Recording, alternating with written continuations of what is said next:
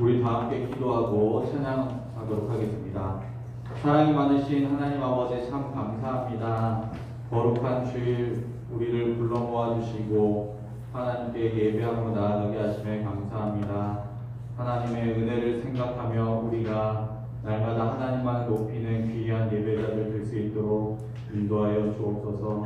우리 모두가 날마다 하나님께 영광을 돌리며 하나님의 기쁨을 위하여 살아갈 수 있도록 인도하여 주옵소서. 모든 것에 감사드리며 예수님의 이름으로 기도하옵나이다. 아멘. 찬송가 421장 박수치며 힘껏 찬양합니다.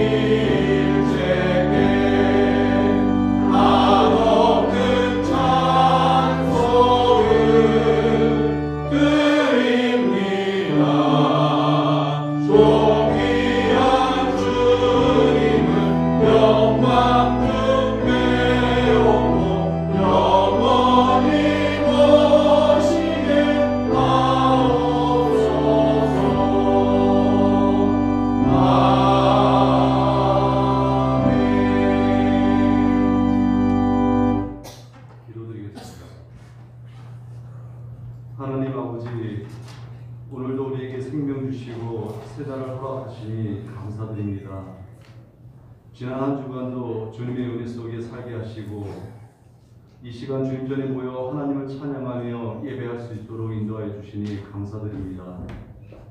예배 가운데 성령 하나님께서 임재하여 주시고 주님과의 만남을 통해 우리의 영혼이 새로워지고 주님의 영으로 충만케 하여 주시옵소서.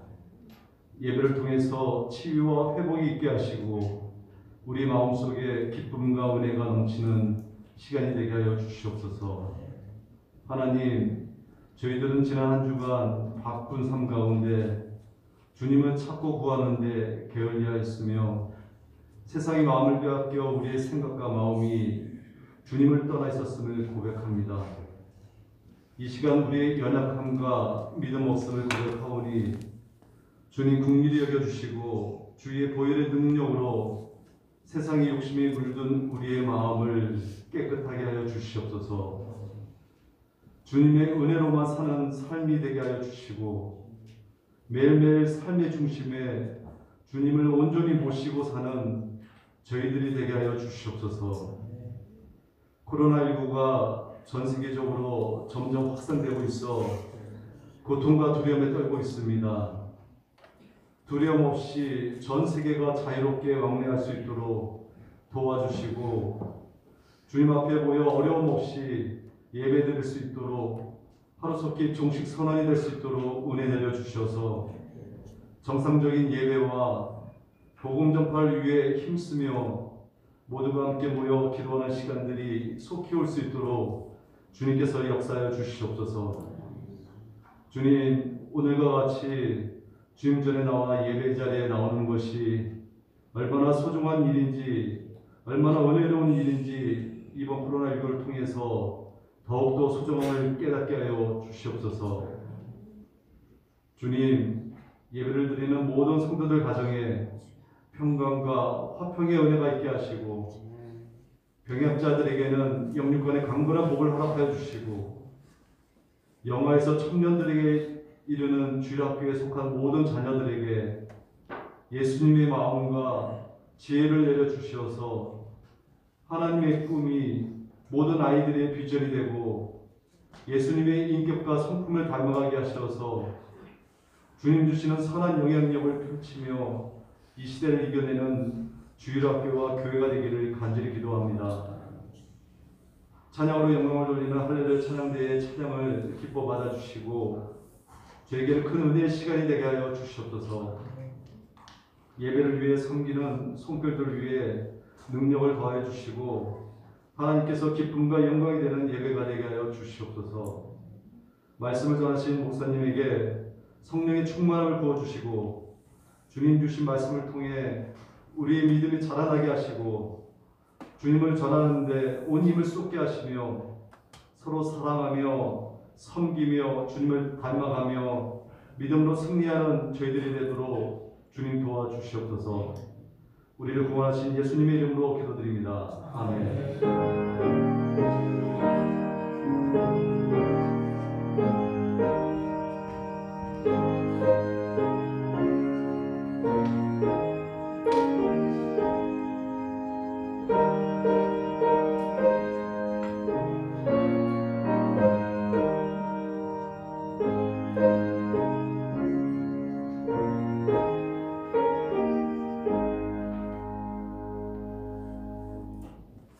하나님의 말씀은 출애굽기 23장 1절에서 9절 말씀입니다. 구약성경 116페이지입니다. 하나님의 말씀은 출애굽기 23장 1절에서 9절 말씀입니다. 제가 인도해 드리겠습니다. 너는 거짓된 풍설을 퍼뜨리지 말며 악인과 연합하여 위증하는 증인이 되지 말며 다수를 따라 악을 행하지 말며 송사의 다수를 따라 부당한 증언을 하지 말며 가난한 자의 송사라고 해서 편벽되이 두둔하지 말지니라. 내가 만일 내 원수의 피 잃은 소나 나귀를 보거든 반드시 그 사람에게로 돌릴지며 내가 만일 너를 미워하는 자의 나귀가 짐을 싣고 엎드려 짐을 보거든 그것을 버려두지 말고 그것을 도와 그 짐을 부릴지니라. 너는 가난한 자의 송사라고 정의를 묻게 하지 말며 거짓 일을 멀리하며 무죄한 자와 의로운 자를 죽이지 말라. 나는 악인을 의롭다 하지 아니하겠노라. 너는 뇌물을 받지 말라. 뇌물은 밝은 자의 눈을 어둡게 하고 의로운 자의 말을 굳게 하느니라. 너는 이방 나그네를 압제하지 말라. 너희가 애굽 땅에서 나그네 되었은즉 즉 나그네의 사정을 아느니라. 아멘.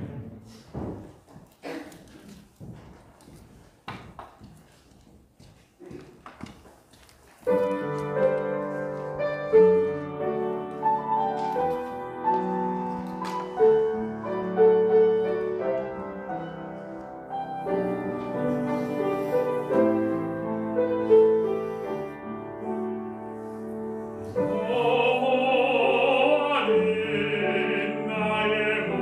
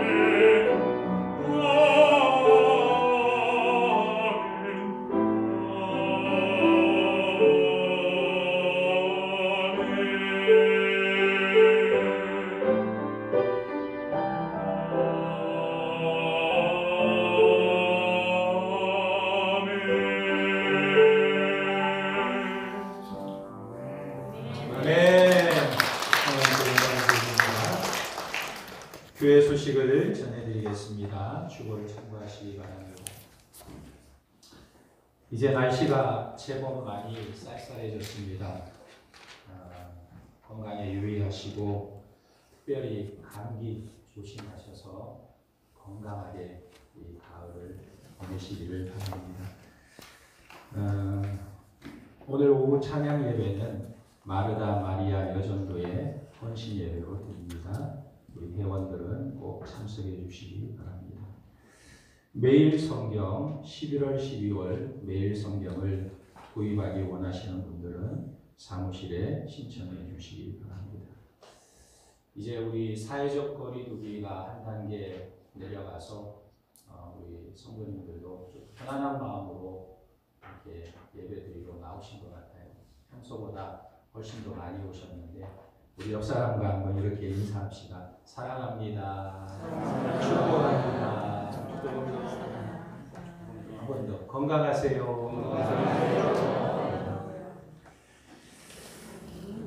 오늘 말씀은 거룩한 백성의 책임이라는 제목으로 말씀을 전합니다.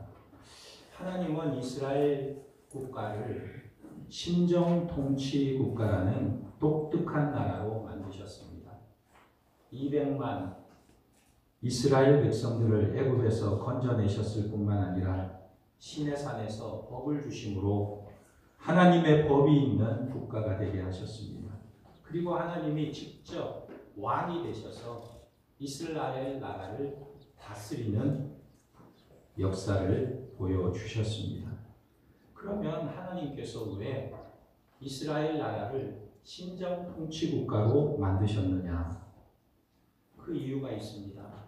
그 당시에는 이스라엘을 제외한 거의 모든 나라들이 우상 숭배를 하는 나라였습니다. 이집트, 바벨론, 또 팔레스타인 주변 모든 민족들이 우상 숭배를 하는 나라, 민족이었습니다. 그런데 이스라엘은 하나님을 여호와인 줄 알고 섬기는 나라였던 것입니다. 그래서 하나님은 이스라엘을 신정 통치 국가로 삼아서 우상 숭배하는 이방 나라에 하나님이 어떤 분이신지 보여주라, 하나님을 나타내라 귀한 사명을 주신 것입니다. 하나님은 무엇을 의로 여기시고 하나님은 무엇을 악으로 여기시는지, 하나님이 원하는 것이 무엇인지 확실하게 너희는 보여주며 살라, 하나님을 나타내라는 거예요. 이것이 바로 하나님이 이스라엘을 신정 통치의 국가로 삼으신 이유인 것입니다. 그러나 오늘날은 이 신정 통치 국가가 존재하지 않습니다. 현재 이스라엘 나라도 신정 통치 국가는 아닙니다. 그러므로 오늘날 하나님을 나타내는 것은 어떤 정치적인 나라가 아니고 영적인 하나님 나라, 영적인 하나님 나라가 하나님을 나타내는 거예요. 그 영적인 하나님 나라가 무엇이냐? 그 나라는 바로 교회를 가리켜 하나님 나라라고 말하는 것입니다. 베드로전서 2장 9절에 보면 그러나 너희는 택하신 족속이요 왕같은 제사장들이요 거룩한 나라요 그의 소유된 백성이니 이는 너희를 어두운 데서 불러내어 그의 기이한 빛에 들어가게 하시기에 아름다운 덕을 선포하게 하려 하시니라. 우리를 지옥에서 건져내셔서 천국 백성 되게 하신 것은 하나님의 아름다운 덕을 선전하게 하려고 우리를 건져내십니다. 하나님의 아름다운 덕을 선전하는. 그러므로 하나님의 교회는 영적인 나라로서 이 세상을 향해서 하나님이 어떤 분이신지, 하나님이 우리에게 베푸신 은혜가 어떤 것인지 이것을 나타내야 할 책임이 있는 것입니다. 오늘 본문에서 하나님의 아름다운 덕을 어떻게 선전해야 하는지를 말씀하고 있는데 두 가지 책임에 대해서 말씀하고 있습니다. 성도로서 개인적인 책임과 공적인 책임이 있음을 말씀하고 있는 것입니다. 개인적인 책임은 무엇이냐면 하나님은 우리 성도들이 신앙생활하면서 신유의 은사가 있거나 방언을 잘하거나 예언을 잘하기를 원하지 않습니다. 하나님이 이것을 말하는 것이 아니고 우리의 성도들의 책임은 성도들은 의로운 사람이어야 하고 자비로운 사람이어야 함을 말씀하고 있는 거예요. 이 두 가지를 겸비할 때 하나님을 나타내는 사람이 되는 것입니다. 그래서 1절 전반에 보면 너는 거짓된 풍설을 전파하지 말며 그랬어요. 거짓된 풍설이라는 것은 아무 근거 없는 헛된 소문을 말합니다. 하나님은 하나님의 백성들이 헛된 소문, 거짓된 증언을 하지 말라 말씀하고 있는 것입니다. 어떤 사람이 길을 걸어가고 있는데 길가에 많은 사람들이 모여서 웅성거리고 있어요. 그래서 자세히 보니까 성공하는 법이라는 글씨가 써 있는 거예요. 그래서 성공하는 법이 뭐냐 가르쳐 달라 하니까 돈을 내라는 것입니다. 그래서 얼마 되지 않는 돈이기에 돈을 주고 성공하는 법을 알고자 했습니다. 그랬더니 그 사람이 귀에다 대고 이렇게 말하는 것입니다. 말 조심하시오. 끝. 이게 성공하는 법이라는 거예요. 탈무드에 나오는 이야기입니다. 여러분 인생을 살아가는 데 있어서 말의 중요성 아무리 강조해도 지나치지 않아요. 우리 사람과의 관계가 말로써 이루어지는 것이 얼마나 많습니다.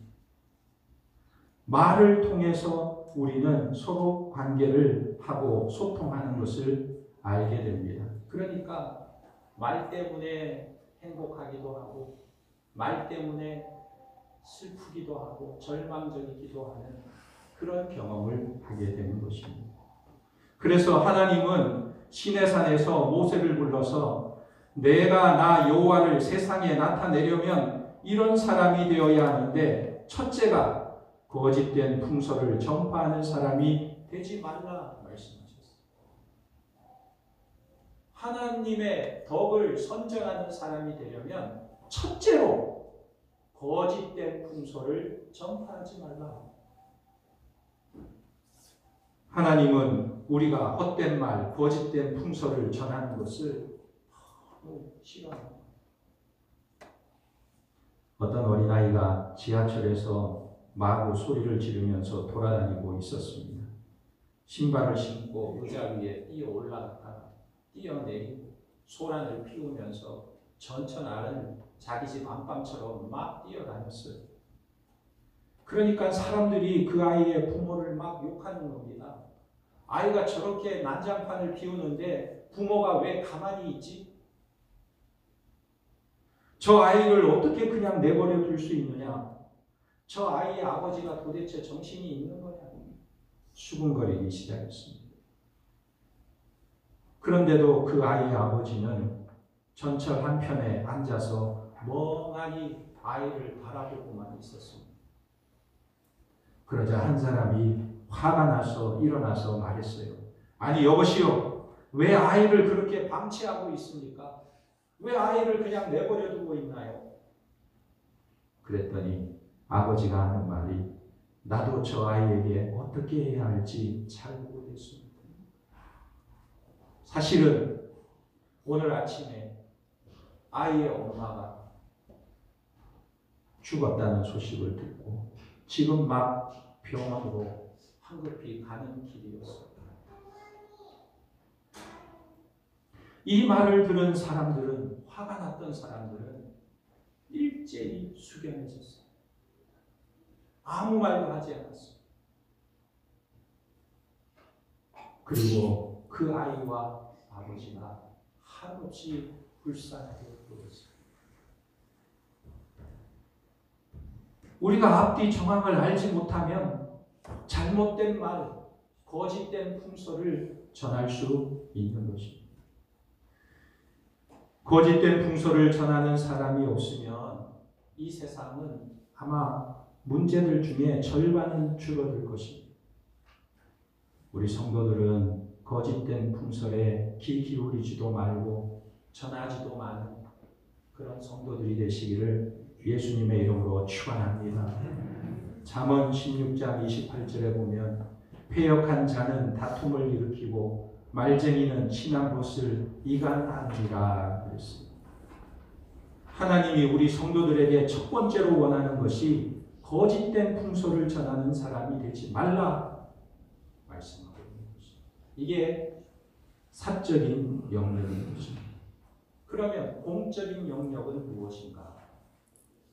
공적인 책임은 무엇인가? 1절 후반절에 보면 악인과 연합하여 위증하는 증인이 되지 말며 그랬습니다. 위증하지 말라 그랬습니다. 이제부터는 뜬 소문으로 끝나는 게 아니고 이제는 법정에서 증인이 되어야 하는데 어떻게 해야 하느냐? 위증하지 말라 말하고 있습니다. 여러분, 증인의 중요성을 우리는 너무나 잘 알고 있습니다.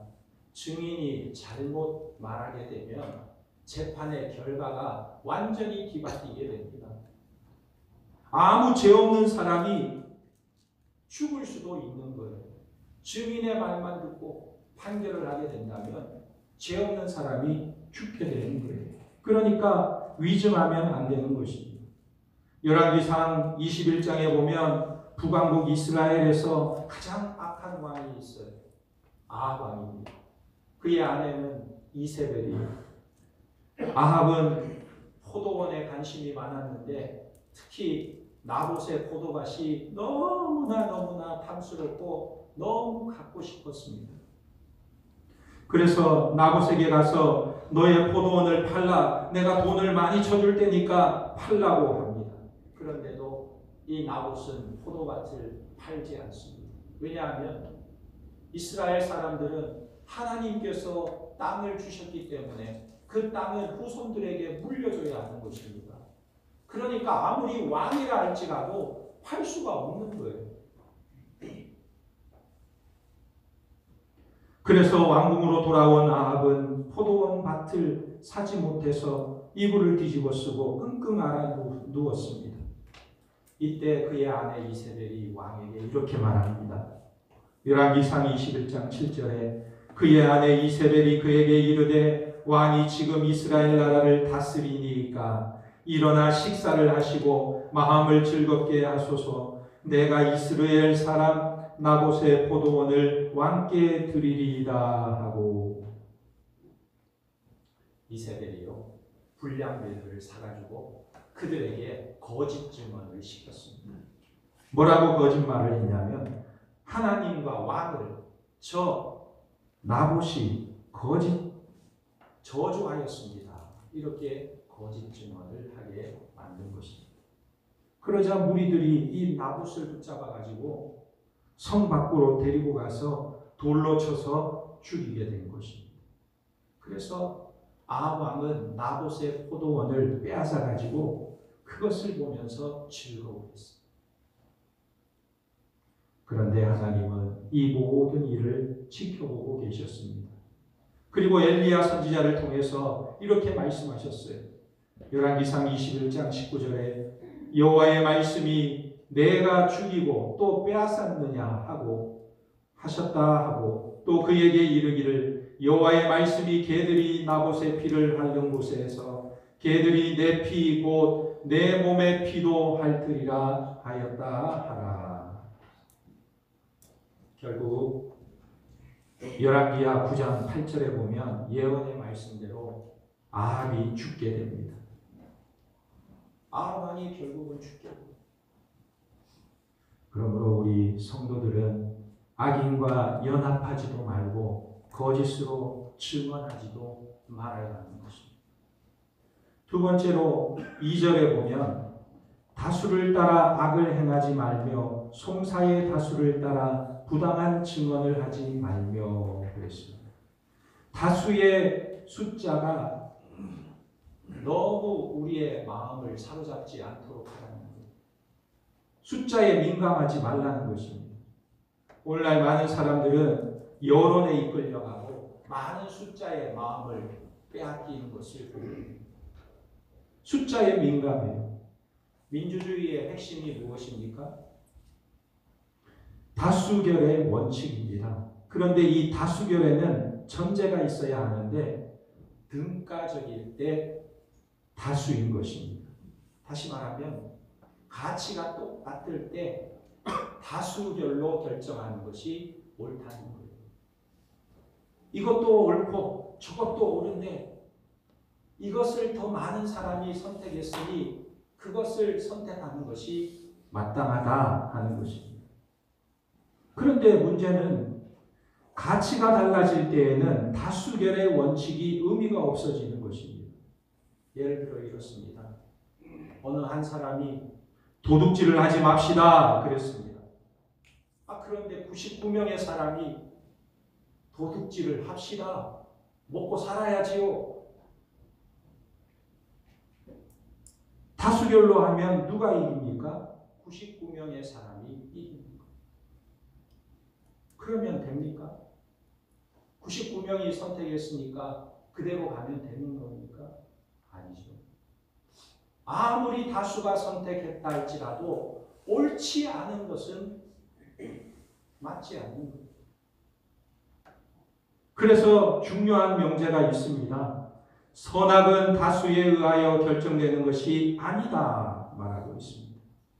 우리 예수님께서 십자가에 못 박혀 죽으실 때 많은 사람들이 모든 사람들이 예수님을 십자가에 못 박으라 소리쳤어요. 이때 예수님은 혼자 침묵하셨습니다. 그리고 예수님은 하나님께 이렇게 말했어요. 아버지, 저들이 자기가 하는 일을 알지 못하나이다. 여러분, 많은 사람들이 예수님을 십자가에 못 박으라고 했으니까 다수결로 하면 아무 문제가 없지요. 그러나 하나님께서 보시기에는 예수님이 옳았습니다. 예수님 한 사람만 옳았던 것. 그러므로 민주주의가 좋은 것이지만 다수가 옳은 것은 아닙니다. 그러면 소수가 옳고 다수가 그릇된 경우에는 어떻게 해야 하는가? 우리 성도들은 옳은 소수에 서야 합니다. 다수가 선택하는 것을 따라갈 것이 아니라 옳은 소수에 서야 하나님의 백성다운 모습인 것입니다.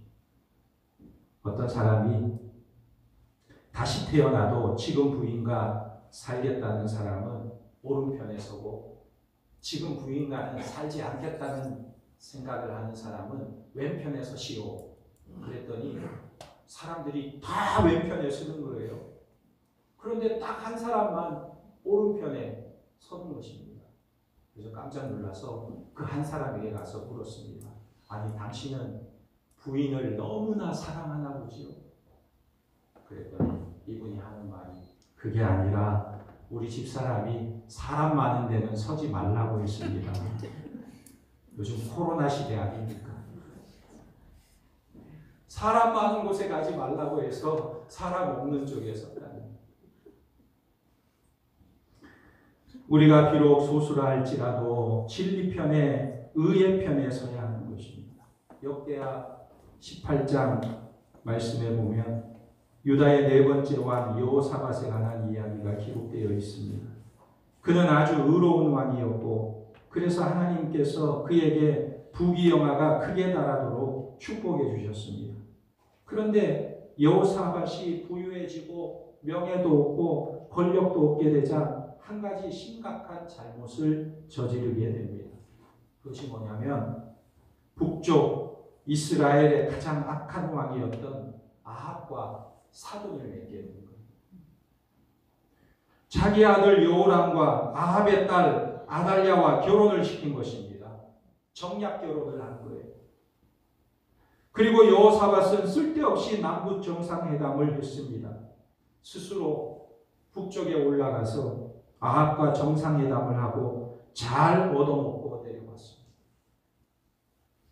나쁜 사람에게 얻어먹으면 안 돼요. 그런데 이 여호사밧이 그러는 중에 요단 동편 땅 길르앗 나못을 함께 팔아나자는 제안을 받게 됩니다. 그래서 여호사밧이 하나님의 뜻을 묻기 위해서 선지자들을 찾았습니다. 이때 아합 왕이 여호사밧에게 말해요. 우리에게 400명의 선지자가 있습니다. 이 400명의 선지자의 이야기를 들어보시오. 400명의 거짓 선지자들을 불렀는데 이 선지자들이 하나같이 거짓말로 예언을 합니다. 뭐라고 하냐면 왕이여 올라가십시오. 올라가면 무조건 이깁니다. 무조건 승리합니다. 400명이 똑같이 승리한다고 말하는 것입니다. 그런데 그 말을 들었던 여호사밧이 믿음직스럽지 않았다. 다른 선지자는 없습니까? 물어봅니다. 그러자 아합이 하는 말이 한 사람이 있는데 그 선지자는 항상 나에게 나쁜 말만 합니다.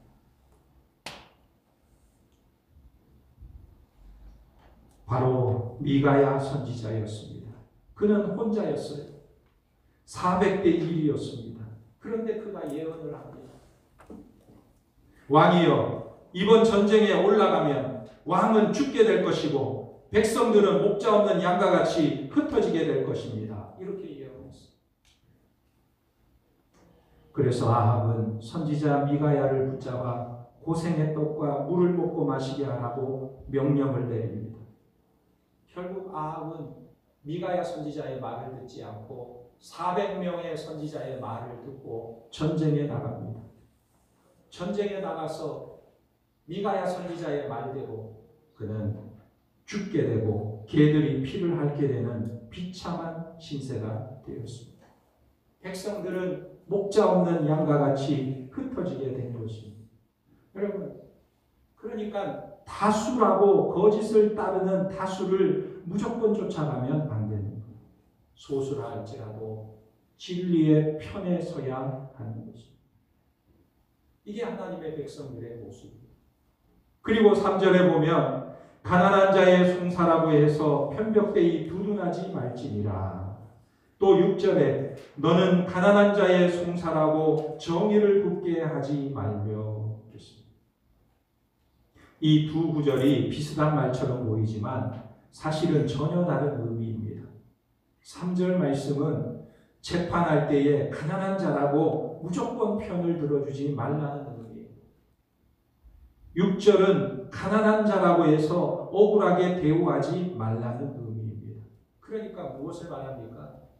재판할 때에는 가난한 자든 부자이든 관계없이 무조건 공정하게 재판하라. 재판의 편파와 편벽성이 조금이라도 있어서는 안 된다는 것입니다. 여러분, 우리 하나님의 백성들이 내 편이면 무조건 옹호하고 상대편이면 무조건 반대하고 이렇게 해서는 하나님의 백성이 아닙니다. 이런 편파성은 인간 사회를 병들게 하는 아주 중요한 원인이 된다는 것입니다. 그래서 오늘날 이런 말이 많이 있잖아요. 내로남불. 내가 하면 로맨스고 네가 하면 불륜이다. 이중적인 잣대를 가지고 판단하는 거예요. 재밌는 이야기를 하나 해드릴까요? 하도 마스크 쓰고 인상 쓰고 나라마다 법원이 있습니다. 이 법원은 법을 상징하는 동상들이 세워져 있는데 무슨 동상이 세워져 있냐면 정의의 여신상이 세워져 있습니다. 그런데 이 정의의 여신상을 보면 왼쪽에는 천칭 저울을 들고 있고 오른쪽에는 칼을 들고 있습니다. 그리고 얼굴에는 안대를 가지고 눈을 가려놨습니다. 이게 정의의 여신상의 모습입니다. 그런데 이 세 가지의 의미가 무엇이냐면 눈을 가린 것은 무슨 뜻일까요? 대상을 차별하지 않겠다는 것. 지고하를 막론하고 가난한 사람이든지 부자이든지 누가 오든지 나는 보지 않겠다. 지고하를 막론하지 않고 차별하지 않겠다는 것입니다. 그러면 저울은 무슨 뜻입니까? 그 사람의 행위를 법의 근거에서 정확하게 따져보겠다는 거예요. 그러면 오른손의 칼은 무엇을 의미합니까? 법을 집행함에 있어서 엄정하게 하겠다는 것입니다. 그러니까 정의라는 말이 무슨 의미입니까? 사람을 차별하지 않고 법에 의하여 심판하여 엄정한 집행을 하겠다는 것입니다. 그래서 이 정의의 여신상을 법원 앞에 딱 세워놓은 거예요. 그런데 우리나라는 이 여신상을 바꿔놓았다고 합니다. 어떻게 바꿔놓았냐요? 눈을 뜨고 있게 만들어놨다. 그래서 법원 앞에, 대법원 앞에 가서 정의의 여신상을 보면 눈을 뜨고 있어요. 가리지 않았어요.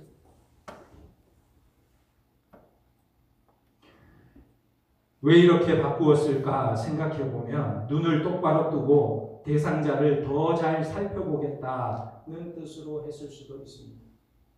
그런데 대상자를 보고 눈치를 볼 수 있다는 뜻이기도 합니다. 그래서 어떤 분이 청와대 청원 게시판에다가 글을 하나 올린 것을 보았습니다. 이런 글이 올라와 있어요. 대법원에 두 눈 뜨고 저울질하는 동상의 눈을 제발 가려주세요. 눈을 좀 가려달라는 것. 오늘 본문은 우리에게 말씀하고 있습니다. 가난한 자라고 해서 무조건 편들지 말고 가난한 사람이라고 해서 무시하지도 말라는 거예요. 오늘 하나님의 기준은 너무나 명백합니다. 하나님의 백성들은 공의로울 뿐만 아니라 자비로운 사람이 되어야 됩니다. 그래서요, 내 원수의 소, 나귀가 길을 잃었다면 그것을 끌고 그 주인에게 찾아주라 말할 정도로 자비로운 사람들이 되라고 말씀하고 있는 것입니다. 우리 하나님의 사람들은 하나님의 아름다운 덕을 세상에 나타내기 위해서 공의로워야 하고 자비로워야 하는 것입니다. 이 두 가지를 가지고 세상에 나가 살 때 사람들은 우리를 보고 예수의 향기가 나는 사람이라고 생각하게 되는 것입니다. 이런 모습이 우리 안에 있기를 주님의 이름으로 축원합니다. 아멘. 우리 말씀을 생각하면서 함께 기도하겠습니다. 하나님, 우리가 정확하지도 않은 말, 쓸데없는 말을 하지 않고 사실만을 말하게 하옵소서. 들어서 덕스럽지 않은 이야기에 귀 기울이지 않게 하시고 여론이나 나의 이익이나 상대방의 지위에 따라 말이 바뀌는 일이 없도록 우리의 입술을 제어하시고 통제하시고 다스려 주옵소서. 우리 주님 한번 부르고 기도합니다. 주여! 아버지 하나님, 은혜와 사랑에 감사합니다. 우리가 하나님 앞에서 거룩하고 정직한 삶을 살며 우리가 정확한 하나님의 말씀대로 아버지 하나님, 우리가 공의와 정의로 아버지 자비가 넘치는 삶을 우리가 정확하지도 않은 말, 쓸데없는 말을 하지 않게 하시고 사실만을 말할 수 있는 하나님의 백성들이 되게 도와주시고 덕스럽지 않은 이야기를 들었을 때 귀 기울이지 않게 하시고 여론이나 나의 이익이나 상대방의 지위에 따라 우리의 말이 바뀌지 않도록 하나님 도와주시옵소서. 하나님의 백성으로서 공의롭고 정의로운 아버지 하나님의 아름다운 덕을 선전하며 증거하는 하나님의 거룩한 백성들이 하나 될 수 있도록 은혜를 베풀어 주시옵소서.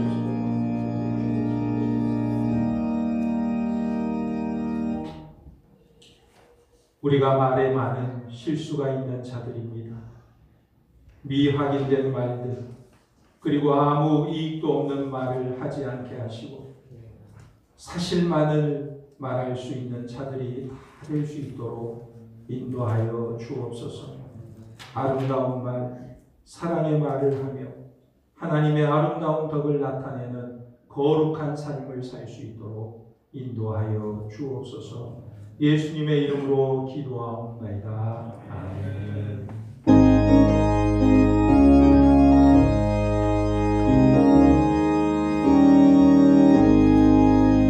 내 영혼에 빛비치니 주 영광 찬란해 이 세상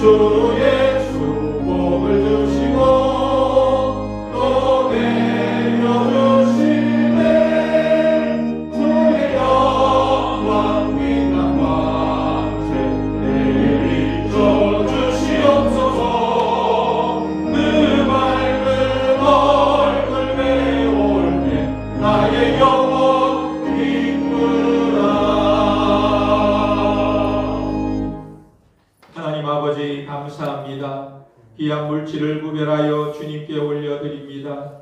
하나님 나라와 복음을 위하여 귀하게 쓰여지는 물질이 되게 하시고 드린 손길 한 사람 한 사람을 기억해 주옵시고 드리고 싶으나 드리지 못하는 손길도 기억하시고 그 마음을 헤아려 주시며 모든 생사복을 주관하시는 하나님께서 가장 선한 길로 우리를 인도하셔서 안 되는 것들이 되게 하시고 되는 것은 더 잘 되게 하셔서 우리의 삶이 축복의 통로가 되도록 역사하여 주시옵소서.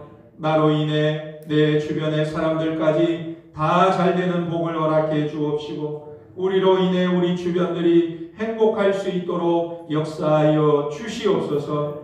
오늘 우리의 삶의 무게로 힘들고 지친 자들이 있다면 주님 한 사람 한 사람 그 마음을 어루만져 주시고 상심하고 절망하고 좌절한 백성들을 일으켜 세워 주옵소서. 하나님만 바라보고 우리의 소망이 되게 하시고 어떤 환경에도 흔들리거나 좌절하지 않고 견고한 믿음으로 승리할 수 있도록 역사하여 주시옵소서. 이 시간도 육체적으로 연약한 성도들 그 병상에서 벌떡 일어나게 하시고 하나님이 어루만져 주시어서 아픈 부분이 회복되게 하시고 마음의 염려와 근심 걱정 다 떠나가게 도와주시고 유쾌케 되는 역사가 일어나게 도와주시옵소서. 하나님 오늘날 전염병으로 인하여 여러 가지로 매우 어려운 상황이 계속되고 있습니다. 이 환란이 속히 지나가게 도와주시고 우리의 예배가 회복되게 도와주시고 우리의 일상이 온전히 회복될 수 있도록 역사하여 주시옵소서. 우리의 가정과 사업과 진로와 취업과 직장과 우리의 자녀들의 앞날을 주님의 손에 올려드립니다. 하나님의 방법으로 하나님의 때에 기가 막히게 역사하시는 하나님의 은혜를 경험하게 하시고 하나님의 때에 아름다운 열매가 맺혀지도록 역사하여 주시옵소서. 오늘도 곳곳에서 예배드리는 가정들을 기억하여 주시고 이 자리를 사모하오나 함께하지 못한 성도들 그 자리에서 실시간으로 예배드릴 때에 하나님 임재하여 주시고 영광을 받아주시고 동일한 은혜로 역사하여 주시옵소서. 하나님 오늘도 주의 몸된 교회를 위하여 섬기는 모든 봉사자들에게 은혜를 더하여 주시고 하늘의 신령한 복으로 축복하여 주시옵소서. 이제 한 주간 세상에 나가서 살아갈 때에 하나님과 동행하는 삶이 되게 하여 주시고 이 제약된 세상 속에서 늘 승리하는 삶을 살아갈 수 있도록 축복하여 주시옵소서. 모든 것 주님께 감사드리오며 예수님의 이름으로 기도하옵나이다. 아멘. 주 예수 그리스도의 은혜와 하나님 아버지의 무한하신 사랑과 성령님의 교통하심이 거룩한 하나님의 백성으로서 하나님의 구원의 아름다운 덕을 선포하기를 원하는 모든 중앙의 권속들 위에 이제로부터 영원토록 함께 있을지어다. 아멘.